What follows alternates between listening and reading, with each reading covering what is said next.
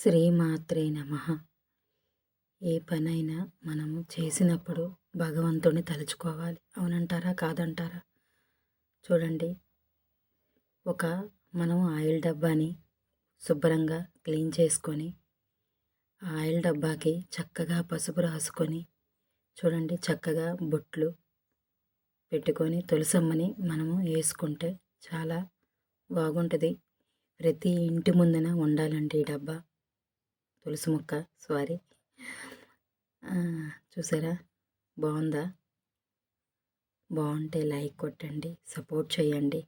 ఇగోండి కలర్స్. చూసారా ఫ్రెండ్స్? ప్రతి ఇంటి ముందున ఉండాలండి తులసి మొక్క. చాలా మంచిది. అది ఒక తులసి వేయకూడదు, 2 తులసులు. విష్ణు తులసి, ఒక తులసి వేయాలి. చూసారా? ముగురుతాయి. చూసారా? అదనమాట. చూడండి,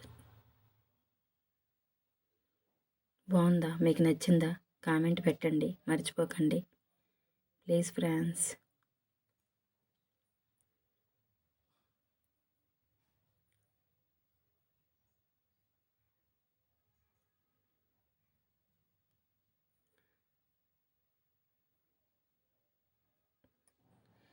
ప్రతి ఒక్కరు ఇలాగా మీ ఇంట్లో ఖాళీ డబ్బా ఉంటే ఈ విధంగా చేసుకోండి. ఎక్కువ డబ్బులు పెట్టి తులసి మొక్క కుండి కొనకండి. చక్కగా చేసుకోండి ఇలాగా. చూసారా ఫ్రెండ్స్? ఓకే, సపోర్ట్ చేయండి. వీడియో చూసిన వారు తప్పకుండా సపోర్ట్ చేయండి.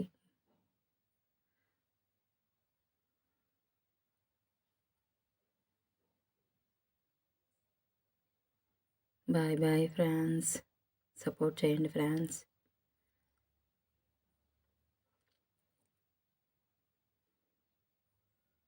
ప్రతి ఒక్కళ్ళ ఇంటి ముందున ఉండాలండి. చాలా మంచిది. Bye friends.